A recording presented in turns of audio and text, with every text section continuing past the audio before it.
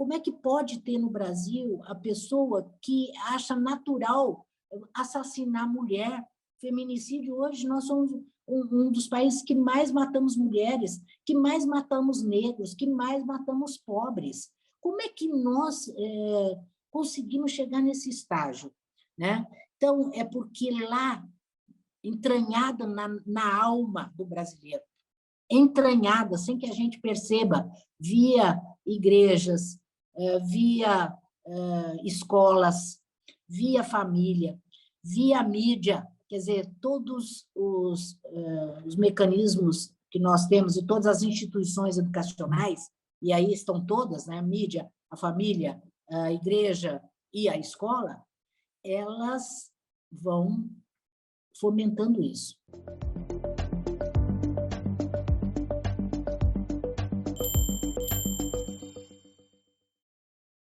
Olá, bem-vindo, bem-vinda ao Espaço Recíproco. É uma alegria ter vocês aqui com a gente. Hoje a gente tem a felicidade de receber aqui a Maria Lúcia Cavalli Neder. Ela possui graduação em Letras pela Faculdade de Filosofia, Ciências e Letras de Tupã, em 1972, mestrado em Educação pela Universidade Federal do Mato Grosso, 1992, e doutorado em Educação pela Universidade Federal de Santa Catarina.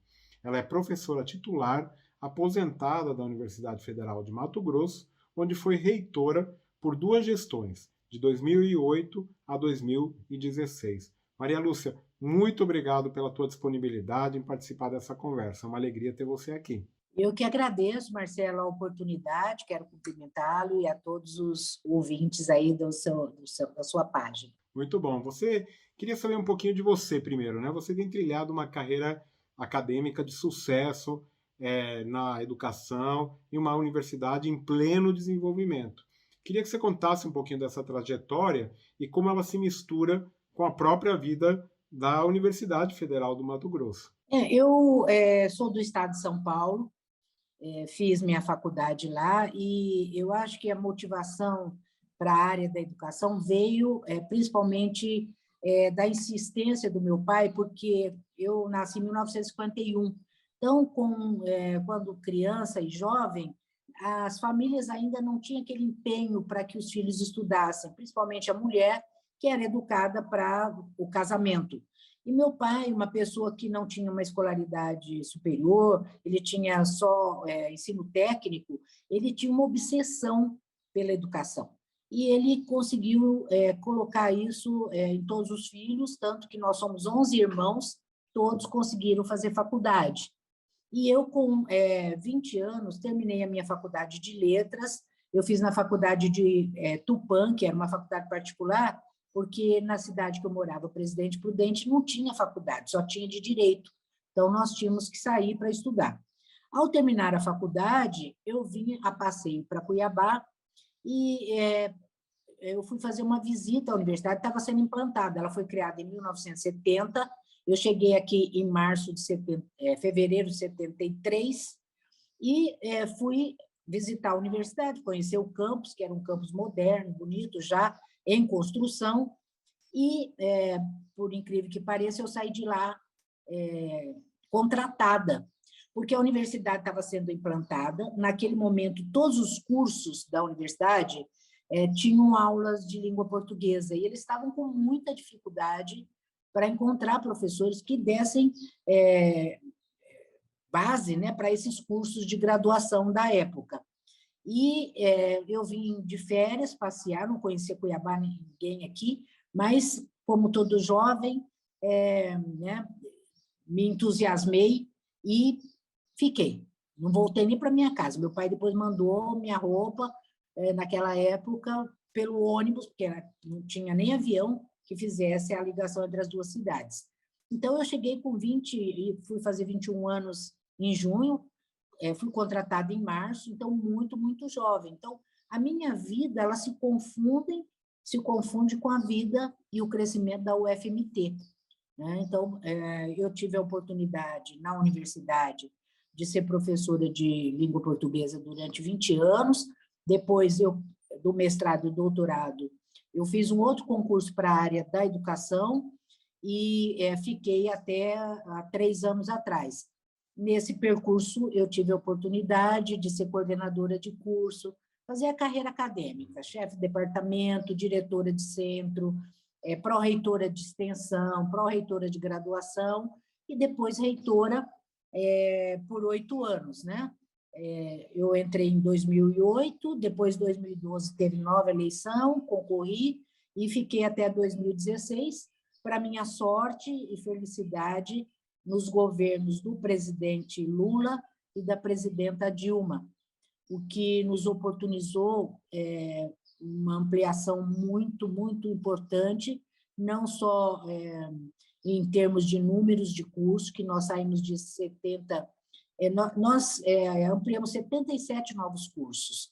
Então, nós fizemos uma ampliação muito forte, criamos mais 2 campos universitários aqui no Mato Grosso, e fizemos inúmeras obras, mas o mais importante foram as conquistas que nós tivemos na parte da qualidade da universidade, porque nós tivemos oportunidade de investimento forte na pesquisa, forte na qualificação dos nossos professores, né? Algumas áreas não tinham doutores, nós fizemos muitos projetos e intercâmbios com outras universidades, dos DINTERs, e conseguimos, então, quase todos os professores, quase 90% com mestrado e doutorado, e a nossa avaliação, nós éramos 70º lugar, quando eu assumi, nós fomos para 33º no ranking nacional.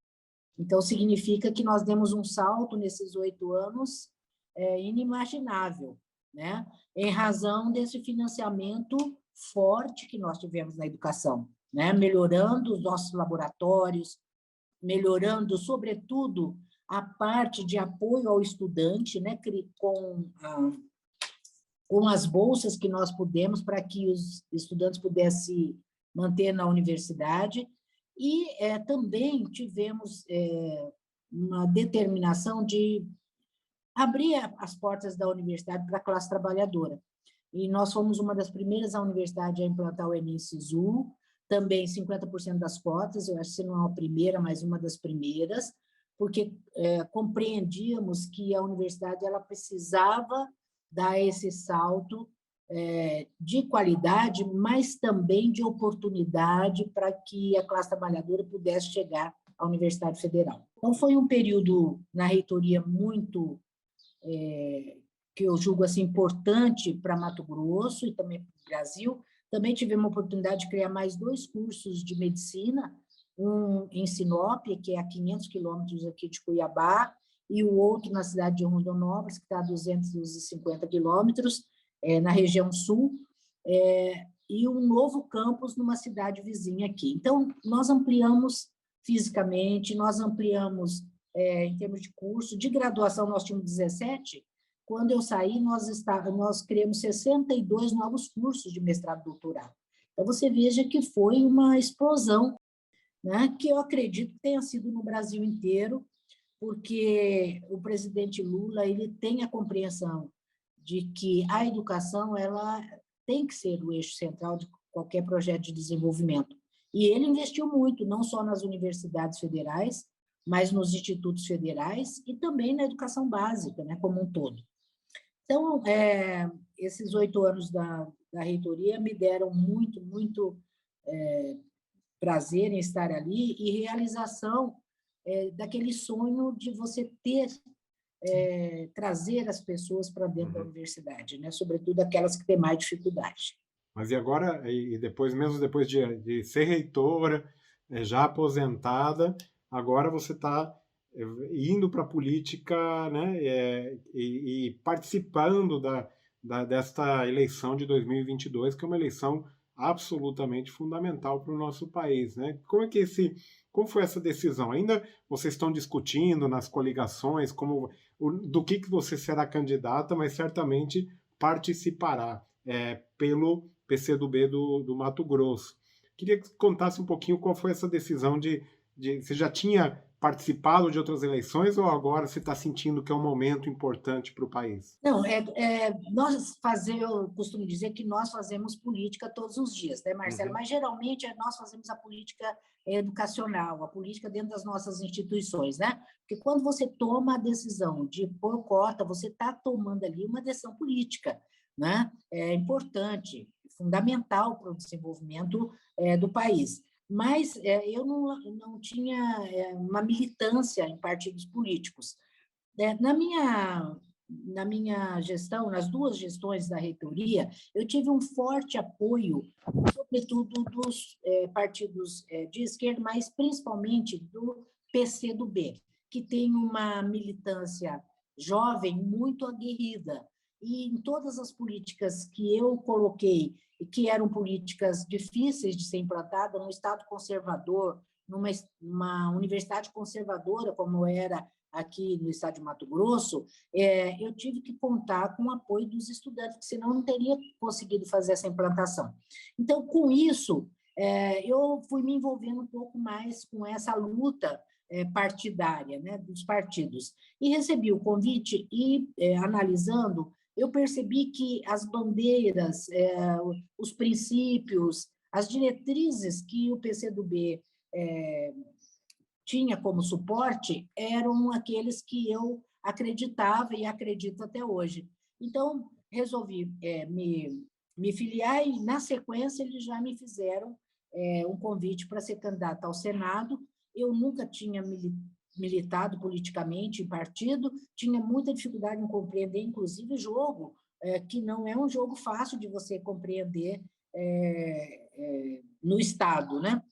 E eu saí, então, como candidata pelo PCdoB, e, para minha surpresa, eu calculava ter 50, 60 mil, porque eu não era conhecida, a não ser no meio universitário, eu tive 172 mil votos, fiquei em quarto lugar na disputa de 11. Então, mostrou que a educação realmente é um eixo importante e que as pessoas elas acreditam na educação ou nas pessoas que defendem essa bandeira, né? E isso me deu, então, um certo cacife partidário, político partidário, né? E agora, nesta eleição, eu não estava muito animada para participar, porque é muito difícil para nós acadêmicos entrarmos nessa lógica partidária de disputa e, sobretudo, de recursos financeiros para você fazer a defesa de um projeto. Não é uma coisa simples nem fácil de ser feita. Mas nós fazemos parte da Federação Nacional com o PT, PV e PCdoB, e aqui no Mato Grosso, há uns 2, 3 meses atrás, começamos a nos reunir para fazer uma base de apoio para a candidatura do presidente Lula, porque nós entendemos que nós precisamos agora voltar a acreditar no projeto civilizatório, como eu digo, frente à barbárie que nós estamos vendo com esse governo desastroso e pernicioso para o Brasil, né?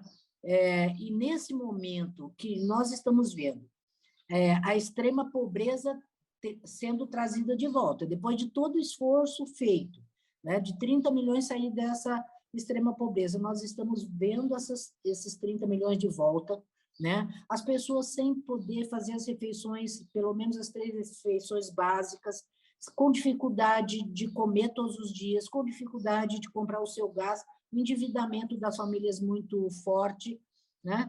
Então, nós vimos que é preciso todo mundo se engajar nessa luta e eu não me furtei a ela. Então, quando houve esse convite para eu colocar meu nome como pré-candidata ao governo, e aí, com o apoio da federação, tanto o PT quanto o Partido Verde, pela minha trajetória nessa área que nós todos achamos que é fundamental para um projeto de governo, nós começamos, então, a trabalhar, mas sempre na busca e na perspectiva de nós ampliarmos as nossas alianças para além dos 3 partidos da federação, considerando que o Mato Grosso é um estado muito conservador, pela própria natureza da sua base econômica, né? Aqui é um estado de imigrantes, é um estado em que o agronegócio é um dos mais fortes do Brasil, né? Nós somos o maior produtor de grãos, de soja, milho, também de algodão, maior rebanho bovino. Então, é uma cultura forjada no colonialismo, né? Capitalismo, colonialismo, então, com mentes muito conservadoras, e nós temos muita dificuldade de ter a esquerda, vamos dizer assim, ou um projeto progressista sendo abraçado por esse setor, que é o setor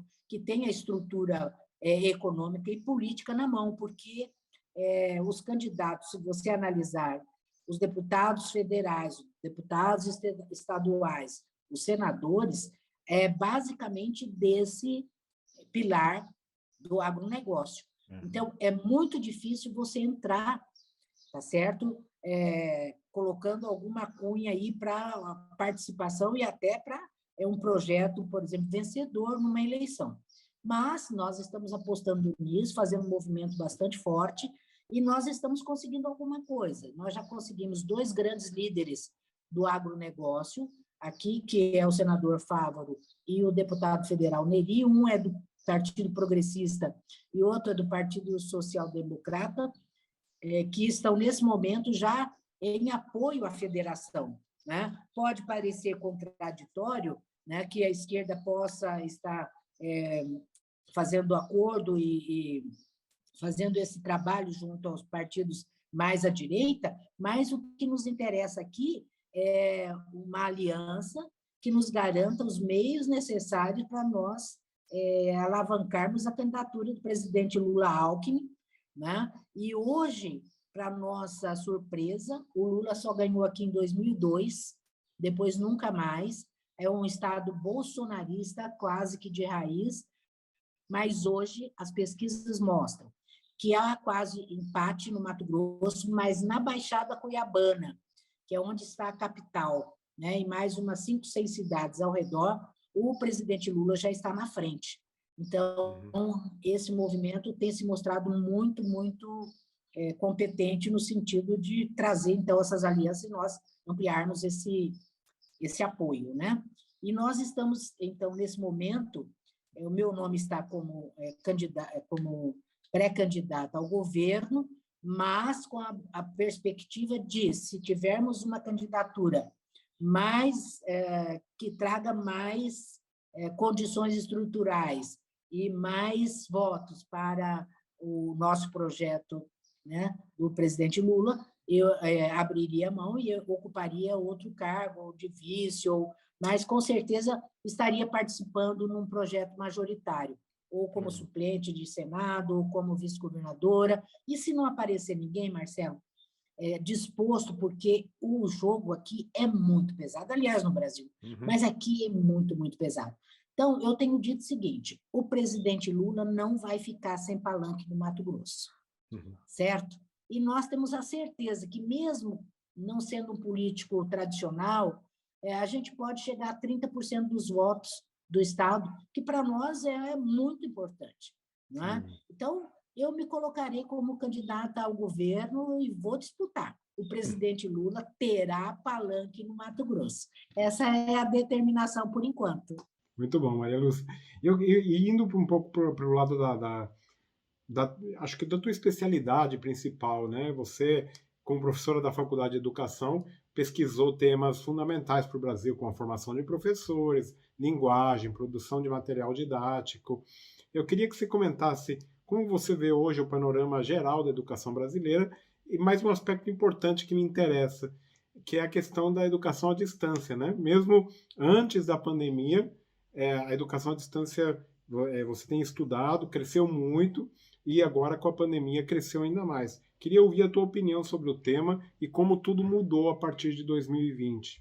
Então, Marcelo, infelizmente, nós estamos vendo a derrocada daquela política que nós vínhamos criando há 20 anos, né, de ampliação, de melhoria das condições de qualidade, de investimento na pesquisa, de investimento na infraestrutura das instituições, mesmo nos programas que foram criados pelo presidente Lula, né, como o FIES, o ProUni, na busca de que o filho do trabalhador pudesse chegar à universidade. E também com a criação do PINAES, que foi um programa importantíssimo, né, de financiamento, principalmente para as universidades que entraram, como foi o caso da nossa, da UFMT, com 50% das cotas para a escola pública. Hoje, eu acho que quase todas estão com esse percentual,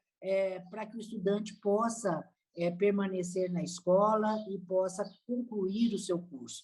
Então, toda esta ampliação, foram quase 500 escolas técnicas federais, mais de 20 universidades novas, mais de 350 campos no interior do Brasil todo, né?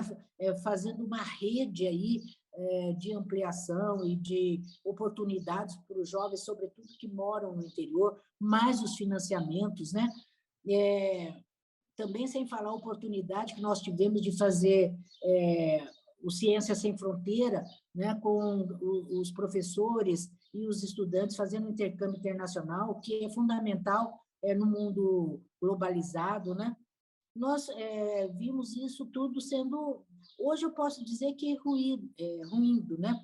Por quê? Porque as universidades, elas foram crescendo e o investimento teria que crescer proporcionalmente ano a ano para que nós tivéssemos a condição de ter a garantia, né, que a gente sempre apregou da qualidade. E nós vimos, pelo contrário, que há um retrocesso, um investimento muito grande, muito forte, o que tem prejudicado principalmente as universidades federais e os institutos federais. Além, e aí eu vou falar um pouco da educação à distância, como é que a Universidade Federal de Mato Grosso entra na educação à distância? No momento, foi em 1985, ela entra porque ela tinha um projeto fundamental, que era oportunizar aos professores de Mato Grosso uma formação em nível superior, porque até então eles eram formados em nível de magistério, e nós da universidade achávamos que nós tínhamos que investir pesadamente para que essa formação fosse feita em nível superior. E nós fizemos um projeto audacioso que era para, no prazo de 10 anos, formar 10 mil professores que já estavam atuando na rede pública. E nós, então, para fazer isso, entendíamos na época que nós precisávamos lançar mão de outras variáveis que não só o ensino presencial, uma vez que nós não teríamos condições de multiplicar salas de aula no interior para 10 mil professores no prazo de 10 anos. Aí saímos e fomos aprender a fazer educação à distância, fomos ao Canadá, fomos ao Chile, fomos à França, fomos em vários países para entender que nós tínhamos que criar um modelo nosso, uma vez que nós não tínhamos, naquela época, as tecnologias que nós temos hoje. Então, nós fizemos o primeiro curso à distância do Brasil, foi feito pela UFMT, ofertado em 1985, e nós criamos um modelo muito interessante, que era, nos polos regionais, ter um espaço físico com biblioteca, computadores, telefone para os estudantes, porque naquela época não tínhamos internet, e uma base de professores orientadores que tinham que necessariamente ter especialização. Então, a gente começou a trabalhar isso, e com a entrada da internet, esse trabalho foi se aprimorando, e nós oferecemos, não sei se você sabe, Marcelo, um curso também de formação de professores para formar 350 professores no Japão, porque quando o presidente Lula esteve lá, a comunidade japonesa pediu que ele fizesse um curso para a formação de professores, porque quando os imigrantes chegam, eles não têm condição de mandar os filhos para a escola de japonesa, em razão da língua. Então, eles se organizam e formam escolas brasileiras, a própria comunidade. E ali, quem tem segundo grau, quem tem uma formação em biologia ou em alguma coisa, vai dar aula. E eles pediram um curso, o presidente Lula disse que iria fazer, o Haddad nos chamou, fizemos, e em 4, 5 anos nós formamos os 350. Então, essa busca de formação de professores com qualidade, com os fundamentos, né? E aí eu quero fazer a crítica, por exemplo, à educação à distância mercadológica, que está havendo hoje, no Brasil, um movimento que, para mim, me preocupa muito, em razão de que as universidades, pelo menos as que eu tenho analisado, que oferecem cursos no Mato Grosso, não há nenhuma preocupação com a questão da qualidade da formação dos seus estudantes. O que a gente percebe é que é um mercado, como outro qualquer, é uma venda de um produto como outro qualquer, sem a preocupação de ter um projeto realmente com aqueles fundamentos e aqueles conhecimentos fundamentais para uma formação realmente, vamos dizer assim, com um alicerce forte, um alicerce robusto para desempenhar a função de professor. Então, ao mesmo tempo que eu sou entusiasta da educação à distância, eu também tenho uma preocupação muito, muito forte quando esta oferta ela não está calcada, não está alicerçada em um projeto realmente em que a questão da qualidade seja o eixo primordial, né? Não só a questão de você ter o lucro, etc. E isso é um complicador, porque se você observar hoje, eu não sei os dados corretos agora, mas eu acho que 90% dos professores hoje estão sendo formados nas escolas particulares. E nos últimos anos, na educação à distância, que coloca um polo em qualquer cidade e coloca lá um orientador, que na realidade não é um orientador, porque ele próprio não tem formação para orientar o aluno. Ele, na realidade, é um inspetor, só que entrega material, que conversa, que cobre a mensalidade, né? Então, eu penso que a educação à distância ela não tem volta, porque a tecnologia veio e ela está aí.